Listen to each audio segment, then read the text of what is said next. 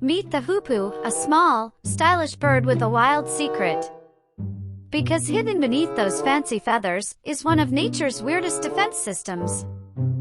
Most birds run, fly, or fight. But the hoopoe? It protects its nest using what scientists call a chemical foam shield. Yep, basically a built-in airbag.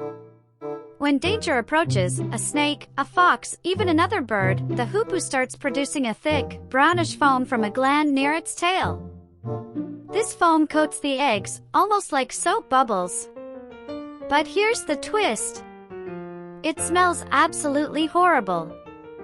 To predators, it's like being hit in the face with rotten butter and vinegar. The stench sends most threats running immediately. And it's not just a stink bomb. The foam also carries antibacterial chemicals, protecting the chicks from harmful bacteria in dirty nests.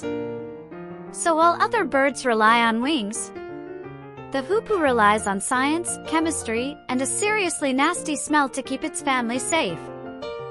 This is Critter Chronicles, where nature gets stranger the closer you look.